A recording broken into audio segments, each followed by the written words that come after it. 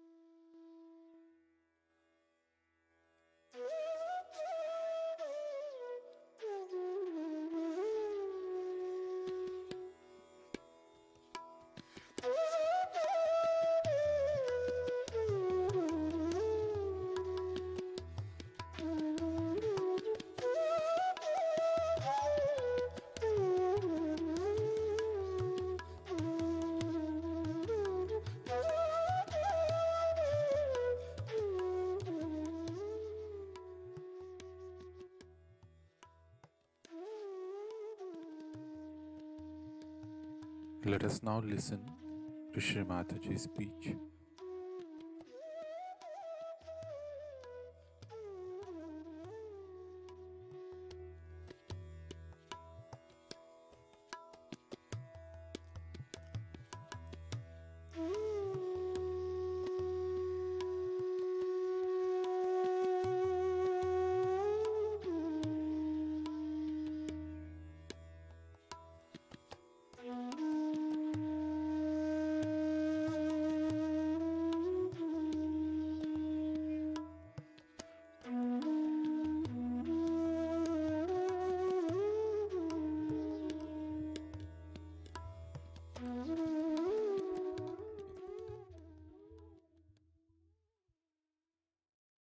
Today we have assembled here to do Sri Buddha Puja. I don't know how many of you have read of Buddha's life and how ultimately he achieved his enlightenment. I don't know how many of you have really seen the Buddhists or have met them, those who call themselves Buddhist. As in every religion, all of them got lost into some sort of a fundamentalism because none of them got realization. And that's why everybody established their own style of religion. Even you can say that Tao of Lao Tse also, or Zen of Iditama, all of them are offshoots of the same.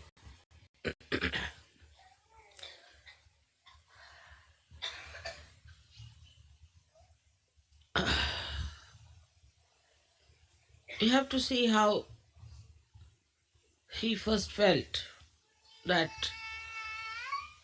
one has to seek something beyond life. Once we are very much satisfied with whatever we have, because he was a king's son, he had a very nice wife, he had a son, and naturally anybody in that position would be quite satisfied. But he saw a very sick man one day, he saw a beggar, and also he saw a dead man, and everybody crying for that dead person. He couldn't understand how this misery has come. And what is the need to have this misery? So he gave up his family, he gave up his luxuries of life, everything he gave up and went in search of the truth, as many of you have done. He would have been lost also, I would say, because he read all the Upanishads and he read all the books that were possible for him to say what is the truth is. But he couldn't get anything. He took a complete sannyasa in the sense, as far as the food is concerned, as far as the entertainment is concerned, everything he gave up. And ultimately, he was lying under a banyan tree, and suddenly the Adishakti gave him realization because he was so true and was one of the one marked for a special place in the Virat. He had to achieve that. Of course, I need not tell you about his previous lives. Perhaps in so many of my lectures I have already talked about it. What was his previous life and how he achieved his own enlightenment about himself. But what we have to see from his life is that he discovered and he found out that want is the reason, the desire is the reason of all the miseries. But he didn't know what was the real want, what was the pure want, what was the pure desire. And that's how he could not explain to people that they have to take to their awakening through their Kundalini. As he had followed such a ascetic life, that became the code for the Buddhist. The other day I was reading about Buddha when I was in Thailand, and I was surprised that the bhikkhus, that means the bhikkhu is actually Sanskrit, it means bhukshuk, is the one who asks for alms, or a beggar we can call it, but religious beggar.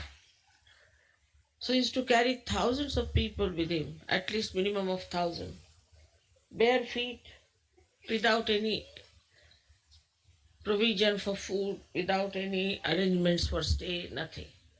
And they were supposed to shave off their heads completely. No mustaches, no hair on the body at all. Moreover, they were supposed to wear only one dress. One long dress they had to tie up like this and cover themselves. Whether it was cold season or it was a warm season, whatever it was, they were not allowed to sing or to dance or to entertain themselves by anything. And food was just collected from the village, whatever they visited, whatever they got, very minimum, whatever they got, it was cooked for them, and they would offer their guru first and then eat that food. Imagine 1,000 people going like that, bare feet, in the scorching heat or in the mud or in rain. In all seasons they used to walk, giving up all their family relationships. Even if the husband and wife, both of them joined the Sangha, then they were not supposed to live like husband and wife. So, to give up all other physical wants, mental wants, emotional wants, was the way they tried to follow, because he said the bond creates it.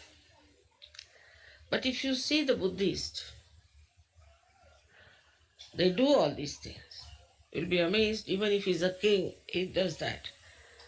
And many kings who joined at that time, one of them was Ashok from India. He dressed up like that. He became like that. He started traveling in the same manner and tried to lead a complete ascetic life. Very difficult life it was, and they thought that by doing all that, they will achieve their realization. They say that two of his disciples did achieve. Their names are Moggallana and Sariputta. These two people got their realization. But the whole thing was absolutely a life dry and insipid. Had no fun in it. No children were allowed. No family life was allowed. So it became a very secluded, very harsh, I can say very dry life. Though it was called as a Sangha, means the collectivity. But in that collectivity, there was no report as such, because they were not supposed to talk too much. They were not supposed to discuss anything about, say, politics or economics or anything. Only they could talk about meditation of achieving the highest life. So you can imagine what sort of life they had to lead to become enlightened. And that idea continued in so many religions. Especially, it then started making people take away the money of the householders by saying that you have to give up everything. Of course, at the time of Buddha also, they had to give up everything and join the Sangha. But here, it was a genuine effort of Buddha to take them to enlightenment, to make them people who were knowledgeable about the absolute realities. But it did not happen. And that is the reason why we find that Buddhists have gone into different types of funny Buddhism. For example, now we have some Buddhism, say in Japan, where it was not allowed to kill any animal. So they said, all right, we are not killing any animal, but we can eat killed animals. They found out a solution out of that. Then also, then they could kill human beings, because it's not allowed to kill animals, but we can kill human beings. So Japanese become experts in killing human beings. How people find out loopholes, you can see this very clearly. Then the second type of Buddhism came, where this Lao Tse taught about Tao. But Tao actually he's the only one who started talking about Kundalini. Tao is the Kundalini. But that too was too much for these people. They just couldn't understand what he was talking about. But the way he expressed himself in paintings and other things, just to deviate from that kind of a harsh Buddhism. But somehow, despite that, it never took proper roots. And I have met people who follow Tao, and I absolutely don't understand how these people are following the path of Kundalini. There's a river called Yangtze, by which, when you travel, you find variety of things. After every 5 minutes, the scene changes. All the beautiful mountains take another form, and you have lots of waterfalls, and it's very interesting. That is the Kundalini. Tao is that river. But it said that you should not divert your attention to these temptations which are outside. You should see them, but move. And that is what is Tao, which he brought in. But they got lost, because they started painting all those things and doing all kinds of more into art. Basically, Buddha never thought of any art. He never wanted to have any art, and he didn't want to do anything with art. He said, but only thing is that you have to introspect and go within and deep down and find out what is the absolute truth. So the whole thing started deviating like this. Then this Zen system was the same as mixed up with Kundalini, which Viditama, one of his great disciples, who started in Japan. Now, the Zen system is that they used to put, I sometimes hit also on the back of the, what you call the spinal cord, on the chakras, and they would try to raise the Kundalini. All kinds of horrible things. In the Zen system, they developed very harsh methods of raising the Kundalini. It went to such a limit that I have met people who have broken their spinal cords. Then Kundalini will never rise in any case if the spinal cord. Please pay attention here. One lady walks out, then attention goes out. If your attention is so poor, please pay attention here. Do you understand that? If one person walks out, your attention should not go. And please don't come inside to disturb. You see, the trouble is we must understand that our attention has to be steady. Any lady walks out, if your attention moves out, then understand that you have to meditate more. Please keep the attention.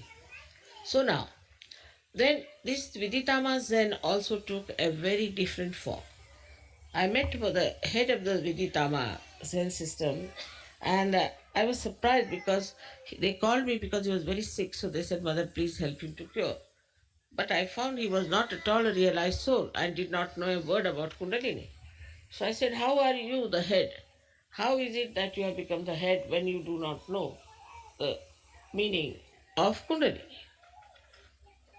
So he said, "What is Kundalini?" He couldn't understand anything. I said, "What is Zen?"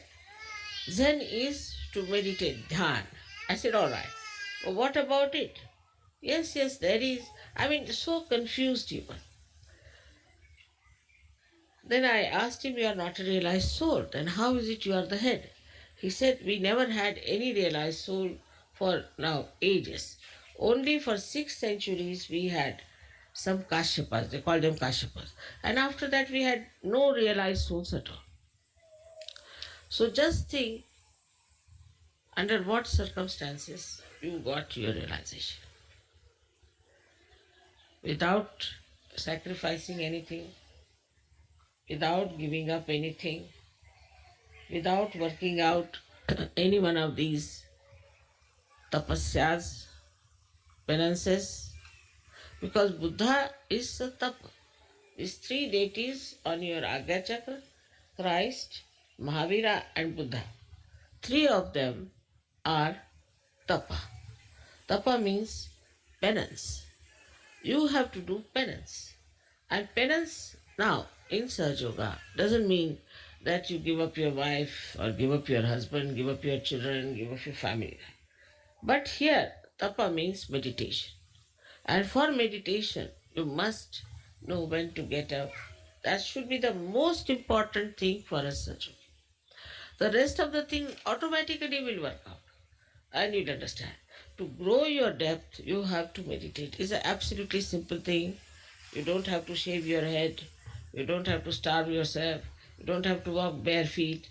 You can sing, you can dance. You can entertain yourself with music. You're not even allowed to see a drama or a play or anything like that. So many things. If you see the list, you'll go really crazy. How could people exist? But there were 1,000 people with him who were traveling with him. And they became so poor, they were just wearing rags. Ultimately, a big trader was passing by and he saw them and he thought, what poor people, these are just beggars. God knows they're lepers and what are they. And he had a great feeding for them and he gave them some food to eat and everything. And still he did not know that it was Tathagata, means it was Buddha who was going. So the Buddha's main thing, Buddha itself means Bodh, from Bodh. And the Bodh means to know the reality on your central nervous system is the Bodh. You all have become now Buddhas without giving up anything, because whatever he gave up was all nonsense. It was a myth. If it was a myth, what's the use of giving up the myth? What does it matter if you listen to music? What does it matter if you dance? It doesn't matter at all. But these ideas went so deep into these people that you really feel such pity and such compassion that look at them, where are they getting lost? They don't eat their food, they have their food only once in a while and they are starving. They look like really worse than TB patients. But while you people look like really roses, beautifully, all of you are enjoying life and everything is there. But still, one has to know that we have to have that principle of Buddha within ourselves. And what is that principle of Buddha? Is that we have to do tapa. Tapa doesn't mean I don't say you starve yourself. But also, if you have too much interest in food, it's better to take too little fasting. I never said that you should not enjoy music. Never, no question. You should. But then you should enjoy music which is for your emancipation, for your awakening, for your ascent. I don't say don't do, you because yourself now you are a Buddha. Buddha was not to be told anything. He told everyone, but he was not to be told. In the same way, I don't have to tell you. It is only you have to understand. But sometimes we are really bound by so many conditionings that I find very difficult for people to understand what is the spirit. Spirit is boundless. It is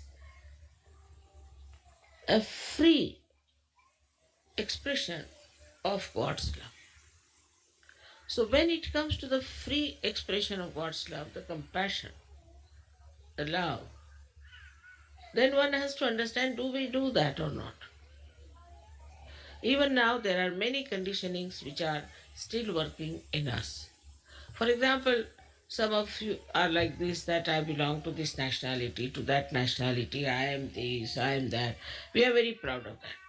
We cannot mix up with other people. We are too high for the other people, or something like that. You are now become a universal being. So how can you have these stupid limitations which are mythical again? So one must see, introspect and find out if we are having, what's the matter with her? Take her away. Also with your children you must see, very important how they behave. If they are aggressive or how they behave is very important, because they are also Buddhas, they are also realized souls, but they have certain conditionings in them and they are behaving according to those conditionings. Now, as it is, we can see there is light within us. What happens? That we start seeing what's wrong with us and we just drop it out. But even when you see that, if you cannot drop it out, then must know that you need more of power. Then you must learn how to raise your Kundalini, how to be connected with the divine power all the time, so that you are in thoughtless awareness and that you grow within yourself in a depth. I find the conditioning that is very much lurking still is my and mine in Sri Lanka jokes. Like before this, what I had heard about, say, English or all Western people, because I'm talking to the Western people here, that they didn't care for their family, their wives, their children. Every third day they were divorcing, or fourth day they are running off with some other husbands or something like that. Now I find they stick like glue. Wife becomes very important, husband becomes very important, my house becomes very important, my children become very important. And first they were not interested in children, now they are sticking on to children like as if with some glue. It's impossible for them to tell that, see, children belong to the Sangha, to the collective. You don't think this is your child. Once you start thinking like that, then you are limiting yourself and getting into problems. The country-wise also, the problems are reducing very much, I should say, Also, we don't like to be racist. I know people hate those who are racist. They want racialism to go away. As in India, I've seen Sajogis want all the caste system must go away because these are self-destructive. So we start seeing in ourselves what is self-destructive, what will destroy me, then what will destroy my family, then what will destroy my country, and what will destroy the whole world. All these ventures, which are just the opposite of your constructive life, you start seeing, you see your derailment, you see you are going towards destruction, and you can stop it.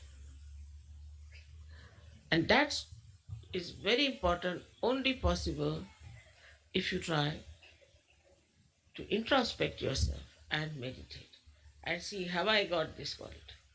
Some of them are very proud of their certain temperaments. Like, I'm like this, what to do, mother, I'm like this. No more. Now all your beautiful qualities have been awakened by your Kundalini. Shows that nothing was dead, nothing was finished. They were all there intact.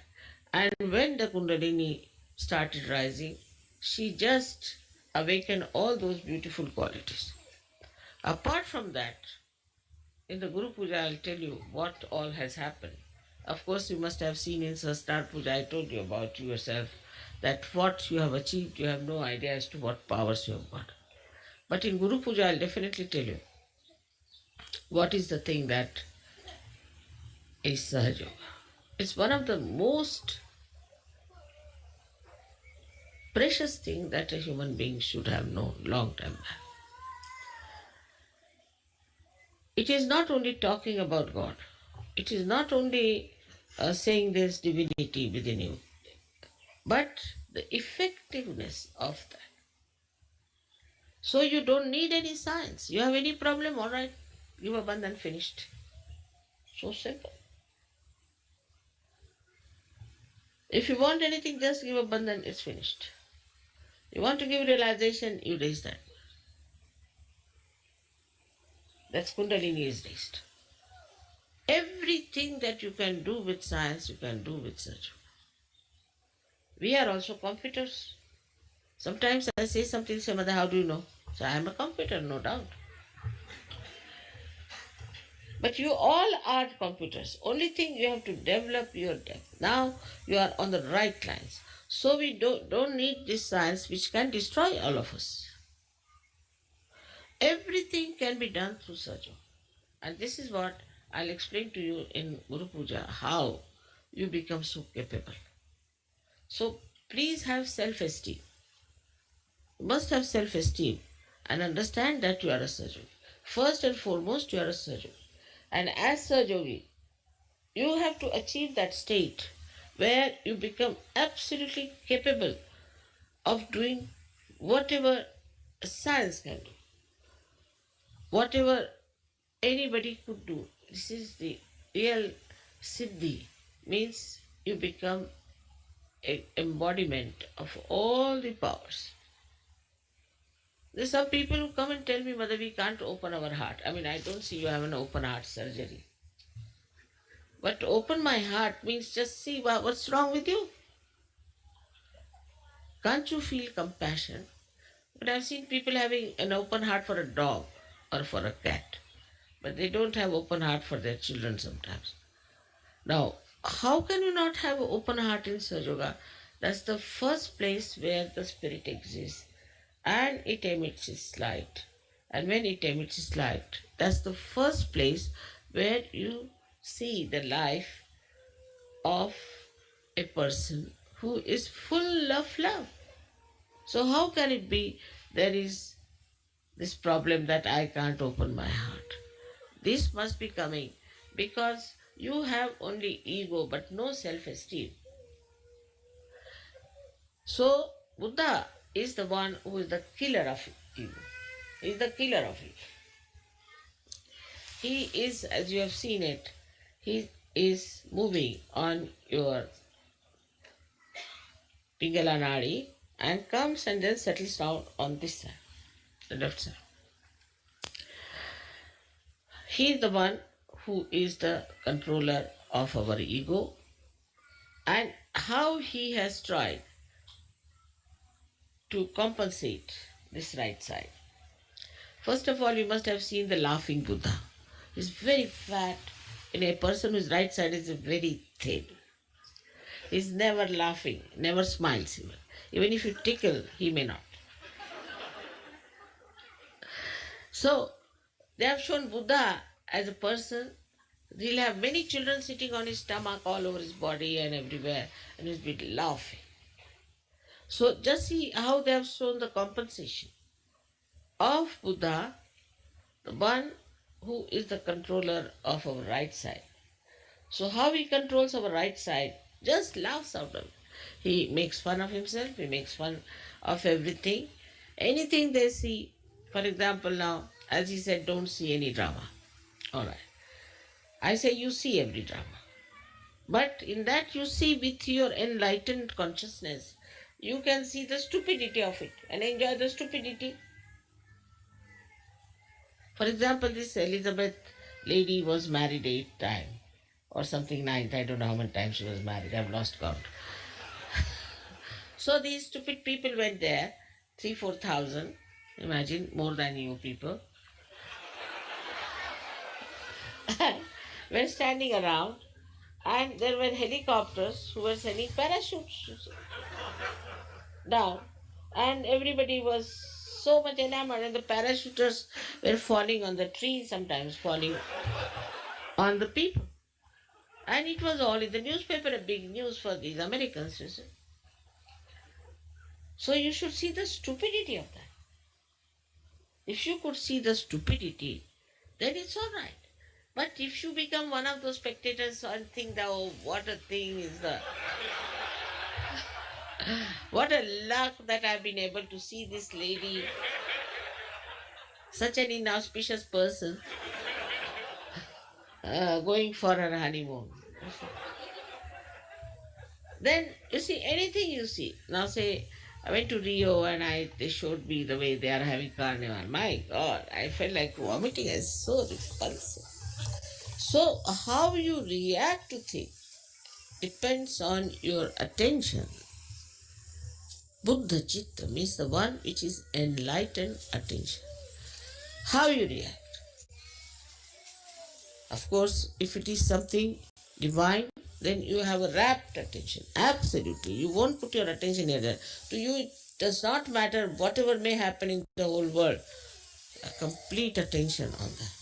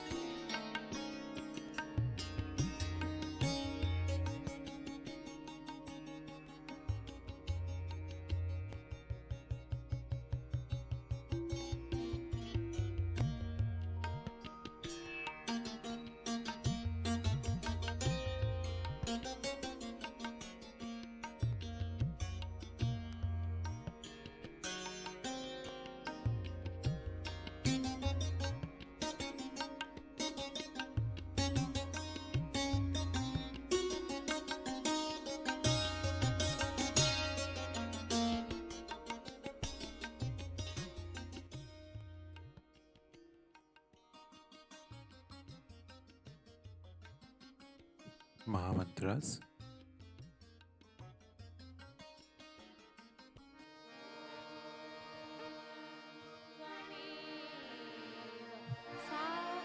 साक्षात्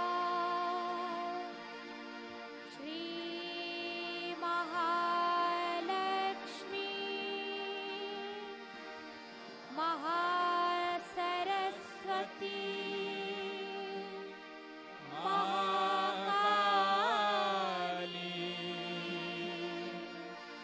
त्रिगुणात्मिका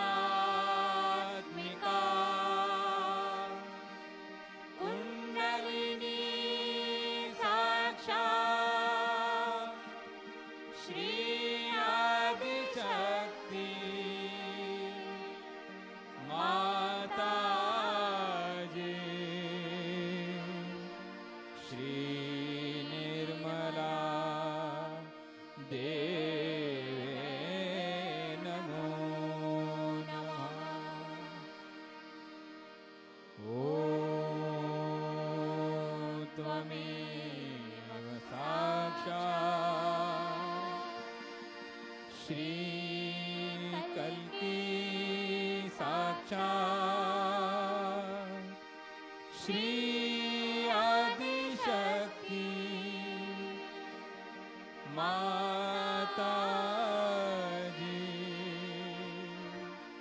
श्री निर्मला देवे नमो नमः। ॐ त्वमेव साक्षात् श्री कल्की साक्षात् श्री सहस्रार स्वामिनी मोक्षप्रदायिनी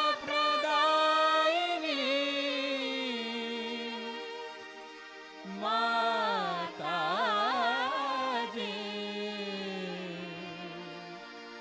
श्री निर्मला देवे नमो नमः।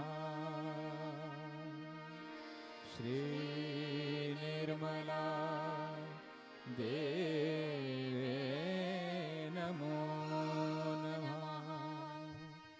श्री निर्मला देवे नमो नमः।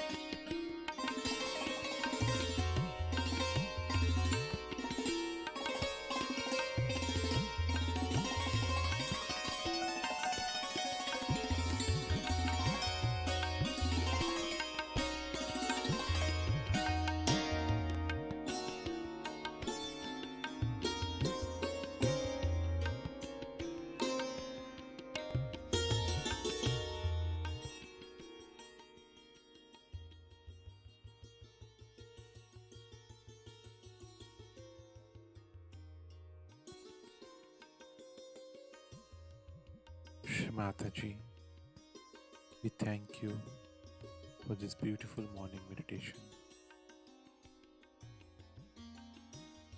Let us all bow down to Shri Mataji, raise our Mother Kundalini and put Bandhan.